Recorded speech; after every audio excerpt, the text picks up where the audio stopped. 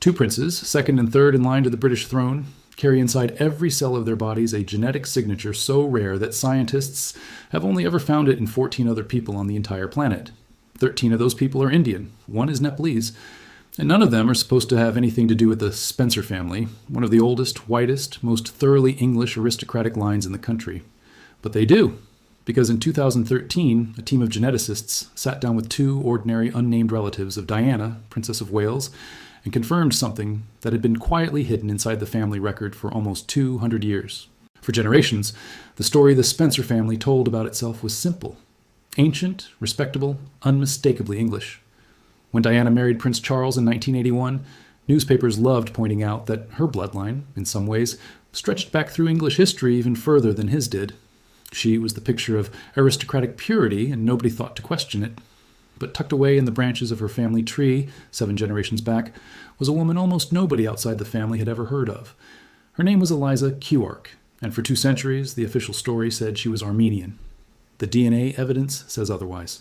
To understand why that single word, Armenian, mattered so much, you have to go back to India in the late 1700s, to a British trading post in the city of Surat, where a Scottish merchant named Theodore Forbes worked for a company making its fortune shipping goods between empires.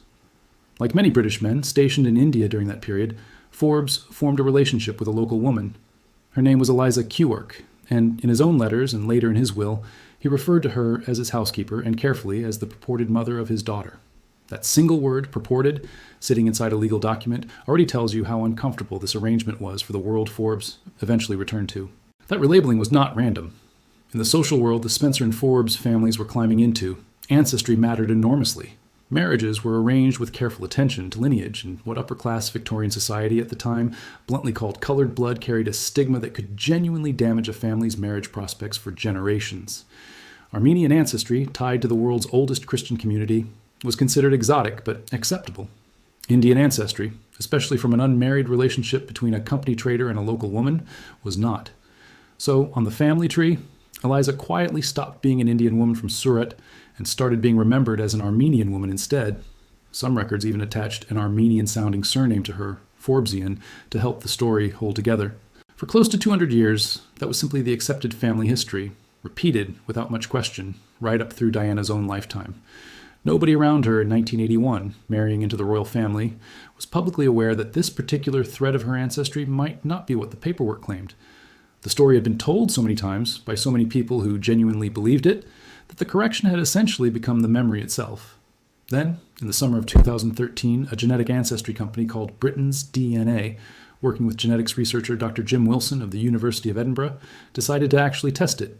News of the planned announcement moved quickly once word got out that a British genetics company had been quietly investigating one of Princess Diana's ancestors.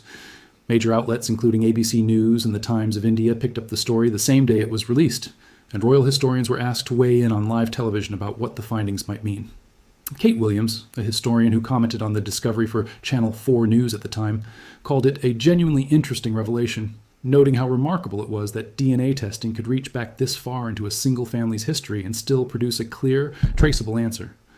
The company itself said it had taken saliva samples from 2 unnamed members of the extended royal family and used careful genealogical research to trace their line back 7 generations to Eliza, who researchers estimated was born sometime around 1790. Here is where the science becomes genuinely fascinating, and it comes down to one particular kind of DNA that behaves completely differently from the DNA most people are familiar with.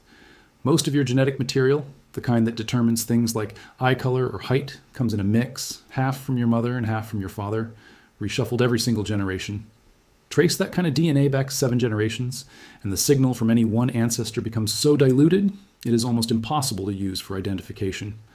But there is a second, much smaller piece of genetic material called mitochondrial DNA, and it plays by completely different rules. It is passed down only from mother to child, and only daughters pass it on further. Sons carry it, but their children never receive it from them. That means mitochondrial DNA travels down an unbroken maternal line, mother to daughter to daughter to daughter, without ever mixing with a father's genetic material at any point along the way. It is, in effect, a message that gets copied and handed forward for generations, changing only through the occasional small natural mutation. Researchers used old-fashioned genealogy first, tracing parish records and family documents to identify two living people who both descended from Eliza Kewark through an unbroken line of mothers, with no adoptions or breaks in the chain. These two people were not close relatives of each other in any recent sense. Their family trees had branched apart generations earlier. The only thing connecting them was Eliza, sitting far back at the top of both lines. If both of them carried the exact same rare mitochondrial signature, there would be no reasonable explanation other than that the signature came directly from her. Both descendants agreed to give simple saliva samples. In the lab, their mitochondrial DNA was extracted and sequenced, then compared against a global genetic database containing tens of thousands of samples collected from populations all over the world. The two samples matched each other, confirming Eliza really was their shared ancestor. Then the researchers looked closer at exactly which haplogroup, or genetic family branch, that shared sequence belonged to. The answer was R30b, and R30b is not a common signature. It is rare almost everywhere on Earth, including within India itself, where researchers estimate it appears in roughly 0.3% of the population. At the time of the study, scientists had found this exact haplogroup in only 14 other people in the entire world that they were aware of. 13 of them were Indian, one was Nepalese. Not one of them traced back to Armenia or anywhere in Europe. The two related branches of this haplogroup, called R30 and R30A, were also found to be entirely South Asian in origin. To make the case even stronger, the researchers ran a second, completely different kind of analysis. Rather than looking only at the maternal line, they examined more than 700,000 genetic markers scattered across the entire genomes of Diana's two matrilineal cousins, and compared the results against global population databases to estimate broader ancestry. This method works differently from mitochondrial testing. It looks at the full mix of genetic material a person carries today, and it can estimate roughly what proportion traces back to different world regions, even after many generations of dilution. The results lined up with the mitochondrial evidence. Both cousins showed a small but measurable percentage of South Asian ancestry, estimated at around 0.3% and 0.8% respectively, exactly the kind of trace you would expect to find 7 generations after a single ancestor from India entered an otherwise European family line. Two completely different genetic methods, one looking only at the unbroken maternal thread, the other looking at the broader genome, both pointed to the same conclusion. Eliza Kewark's ancestry was Indian, not Armenian, whatever the family paperwork had claimed for 2 centuries. It is worth being careful and honest about exactly what this evidence does and does not prove, because responsible geneticists were careful about this too. A haplogroup is not a precise location on a map. It cannot tell you the exact village or even the exact region a person's ancestors came from. What it can tell you, with real statistical weight, is which broad population a person's unbroken maternal line most likely belonged to, based on where else in the world that same rare genetic pattern shows up today. When a signature this specific turns up almost exclusively in one part of the world and turns up nowhere at all in the region, a family has always claimed as its origin. That is not proof beyond all possible doubt, but it is about as strong a piece of genetic evidence as this kind of historical question can produce. Some researchers, including genetic genealogists who reviewed the study afterward, noted that Britain's DNA announced its findings through a press release rather than a peer-reviewed scientific paper, which is a fair and important caveat. Extraordinary claims deserve careful scrutiny, and independent confirmation through a fully published peer-reviewed dataset would strengthen the case further. But the underlying method, tracing an unbroken mitochondrial line and comparing it against known population data, is a well-established and widely trusted technique in genetic genealogy, and nothing about the results has been seriously overturned in the years since. This case also connects to a broader, well-documented pattern from that period of history. During the era of the East India Company, relationships between British men stationed abroad and local Indian women were common enough to have their own informal name in some circles, and the mixed-race children of these relationships often faced real social barriers in Britain if their ancestry became known. Families with any social ambition at all had strong incentives to obscure or reframe that part of their history, and Eliza Kewark's case appears to be one clearly documented example of exactly that pattern playing out inside a family that would, generations later, sit at the very center of the British monarchy. Historians who have studied this period point out that Armenian ancestry occupied a strange middle position in the social thinking of the time. It was foreign, certainly, and carried its own exotic association in the British imagination. But because Armenians were part of one of the world's oldest Christian communities and often worked as respected merchants and traders across the wider region, an Armenian background could be absorbed into a British family's story without triggering the same social alarm that open acknowledgement of Indian ancestry would have caused. In other words, Armenian was not chosen at random.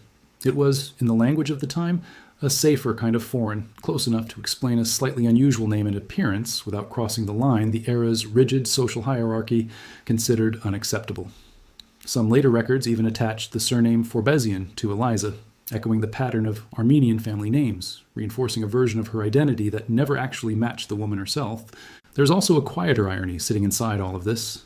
Genealogists researching the Spencer family separately established, long before this DNA study, that Diana's bloodline actually contained more strands of English and even royal descent than Prince Charles' own family line did in certain respects, thanks to the sheer age and breadth of the Spencer family tree.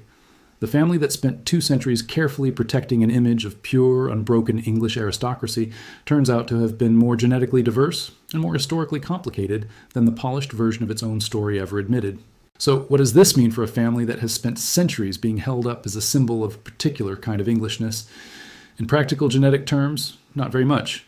The amount of South Asian ancestry involved here, well under 1% by the time it reaches Diana's cousins, is genuinely tiny. The kind of trace that shows up in an enormous number of families once you go back 7 or 8 generations and start tracing every branch, rather than just the ones that were convenient to remember. But in historical and human terms, it means quite a lot. It means a specific, real woman who loved a child taken from her and who spent the rest of her life at a distance from that child's future, was written out of her own family's memory because the truth about who she was did not fit the story her descendants wanted to tell about themselves. And it means that more than 200 years later, a swab of saliva and a sequencing machine were able to hand her identity back, whether the family had ever intended to admit it or not. It also raises a question that reaches far beyond one family. Genetic testing has become common enough now that ordinary people regularly discover ancestors quite different from what their family stories always claimed. Family trees, especially ones belonging to families with social status to protect, were often edited long before DNA testing existed to check them. Names got softened, origins got adjusted, inconvenient relationships quietly disappeared from the record, sometimes within a single generation. The case of Eliza Kewark is simply one of the more visible examples because it happened to end up connected 7 generations later to 2 of the most photographed people on the planet. It is also worth noting how quickly and how completely the family story reset itself after Katharine, Eliza's daughter, was raised in Britain. Katharine grew up, married, and had children of her own, and each new generation moved a little further from Surat and a little deeper into the world of English country houses and respectable marriages. Genealogists who reconstructed this line note that nothing about the later family records reads as though anyone was actively, deliberately lying, generation after generation. Instead, the softened story simply became the only story anyone still living had ever heard. A grandmother described once as Armenian became, over decades, simply an Armenian grandmother repeated at family gatherings and written into private family histories without anyone feeling the need to check it against the original record. That is often how these things work. The correction does not need to be maintained forever by design. It only needs to take hold once, and ordinary family memory does the rest. There's a reason this particular story resonated so strongly with people when it broke in 2013, beyond simple curiosity about royal ancestry. It touches something almost everyone can relate to on a smaller scale, the gap between the tidy story a family tells about itself and the messier, more complicated truth sitting underneath it.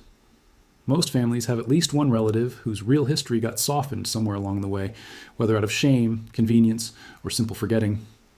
Diana's case is unusual only because the family involved happened to be famous enough, and the genetic marker involved happened to be rare enough, that modern science was able to pull the full story back into the light with unusual clarity. So the next time you hear a family proudly describe its bloodline as pure, untouched, unbroken through the centuries, it might be worth remembering Eliza Kewark, a housekeeper in Surat whose real identity outlasted 200 years of careful editing, sitting quietly in the mitochondria of 2 future kings, waiting patiently for someone to finally read the message she had been carrying all along. There is one more detail worth sitting with before we close this out.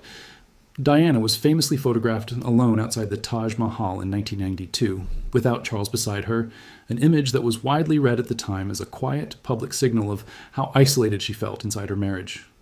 Nobody photographing her that day knew they were capturing a princess standing in front of one of India's most recognizable landmarks, while carrying, completely unknowingly, a genetic thread that traced back to that same part of the world.